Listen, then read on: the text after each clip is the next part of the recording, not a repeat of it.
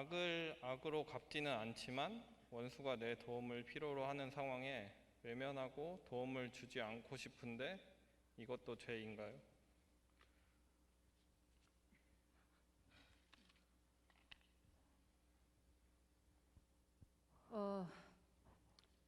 글쎄요.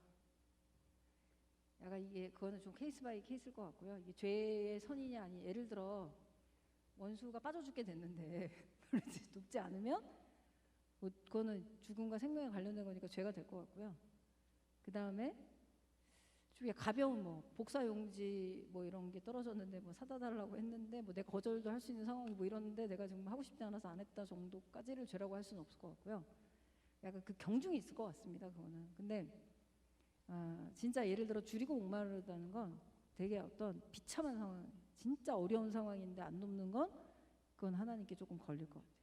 그러니까 이게 진짜 그냥 단순한 도움 요청 뭐 이런 거 말고 생명이 왔다 갔다 하는 거 진짜 그런 도움이면 그때 그리스도인은 그거는 도와주는 것이 하나님 앞에 이제 바르고 선한 일인데 그거를 하나님이 이제 그 죄를 물으실까?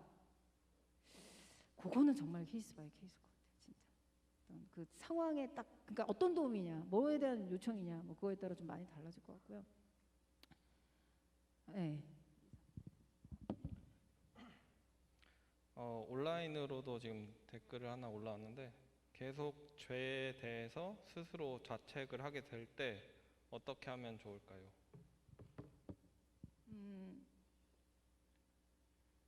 일단은 죄를 안 짓는 방법은 찾으셔야 돼요. 그러니까 이게 인간은 근본적으로 죄를 지으면 자책감이 들게 돼 있어요. 근데 그렇게 되면 못 살아요. 사람의 영혼이 피폐해집니다. 심지어 누군가를 미워해도 피폐해져요. 그러니까 그거 그냥 자연스럽게 창조를 해놓으신 건데, 그러니까 그러다 보니까 어떻게 해요? 심리학적 기제, 방어 기제라고 혹시 들어보셨어요? 그러니까 그런 게 왜 그 방어 기제는 다 저기 성품마다 쓰는 게 다 다른데 다른 방어 기제를 써요 사람마다. 근데 그게 쓰는 이유는 뭐를 방어하는 거냐면 내 안에 이런 그 합리화나 뭐 이런 걸 통해서 자기 자신을 지켜야 될 필요를 느끼고 이 안에 마음 안에서 그 방어 기제를 만들어내는 거잖아요. 잠깐 근데 계속 이제 자기가 죄를 짓지 이렇게 죄책감을 그걸 방어 기제를 쓰면 안 되시고요.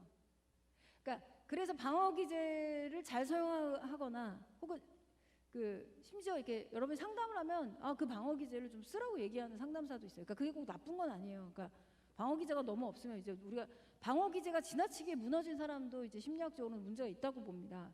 왜냐면 다 자기 탓이고 다 죄책감 있고 이런 건 건강하지 않다고 보는 거예요.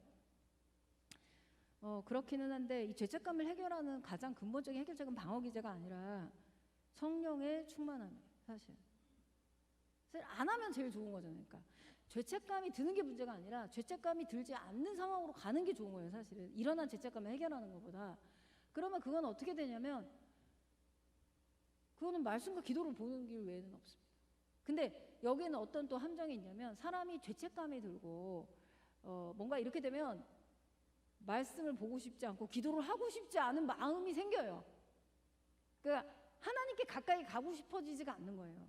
내가 뭔가 문제가 생겼다, 내가 죄책감이 들고 막 이러면 교회도 가기 싫고 예배도 드리기 싫고 그냥 다 내려놓고 싶어지는 거예요. 그러니까 여러분이 싸워야 되는 건 사실 죄책감이 아니라 그 죄책감은 이제 우리가 어떻게 할 수 없는 거고 그거 방어기제 쓰는 거 지나치게 쓰는 거 진짜 문제거든요. 나중에 못 고칩니다. 그거보다는 여러분들이 말씀을 보고 싶지 않고 기도를 하고 싶지 않은 그 마음과 싸우시는 게 진짜 중요해요. 그래서 어떤 부분에서 트레이닝이 뭐냐면 그런 순간에 그걸 할 수 있는 게 트레이닝 받은 사람이에요. 내가 진짜 예배드리고 싶지 않다 주일날 오늘 이번 주는 진짜 가고 싶지 않다라고 생각하는 그 순간에 이기고 예배드릴 수 있는 사람. 내가 진짜 이거 기도해야 될 상황인데 나는 정말 기도하기 싫다라고 생각하는 그 순간에 그 기도를 할 수 있는 사람. 그런 걸 트레이닝 된 사람이라고 사실 이야기합니다. 네. 이 질문 하신 분은 요번에 양육 신청하시면 좋을 것 같아요. 그러네요 진짜. 네. 둘 중에 하나만 더. 13분이네 벌써. 네. 네, 장갑 어디 갔지? 제가 지은 죄가 일시적인 죄인지 지속적이거나 고의적인 죄인지 알 수 있는 방법이나 구분 짓는 방법이 있나요? 그건 본인이 자신이 생각하는 그 죄가 뭔지를 써놓고 체크를 해보면 될 것 같아요. 내가 도대체 일주일에 몇 번이고 한 달에 몇 번이고 1년에 몇 번이고. 예, 그러면 자기가 이게 일시적인지 지속적인지는 횟수를 체크하면 되죠. 그렇죠? 예, 그거는 본인이 좀 체크를 할 수 있고요. 그리고 또 그건 제가 아까 말한 그 레이기에는 약간 어떤 죄의 고의성과 우연성을 되게 중요하게 여깁니다. 너가 고의로 죄를 지었을 땐 이렇게 하고 우연히 죄를 지었을 땐 이렇게 해라고 굉장히 구분을 많이 하거든요. 그리고 일시적이었을 때는 이렇게 하고, 그러니까 중요한 건 자기 죄를 스스로 평가할 수 있어야 돼요. 그러니까 이게 이런 질문들은 굉장히 좋은 질문이죠. 그래서 내가 내 스스로 이거는 조금, 그러면 하나님과의 관계를 이제 그 다음에 이분이 고민해야 될 거는 이제 자기가 근데 체크할 수 있을 것 같아요. 그거는 그러니까 깊이 들여다보면 이게 지속성이 있는지 없는지는 체크 가능하거든요. 고의적이냐 아니면 우연이냐는 사실 심리적인 문제이기 때문에 분간이 되게 어려운데 횟수는 체크가 가능합니다. 이제 드러난 현상이니까. 근데 성경은 어떻게 보냐면 이게 횟수가 계속해서 거듭되면 고의성이 있다 이렇게 봐요. 그러니까 그건 아마 자기가 판단을 할 수 있을 것 같아요. 내가 1년 내내 똑같은 죄를 계속 졌다. 그러면 이제 거기는 이제 고의성이 있다. 그거는 이제 내가 죄를 이길 마음이 없는 것 자체가 일단 고의성이라고 보는 거죠. 그래서 다른 길을 전혀 시도하지 않았다.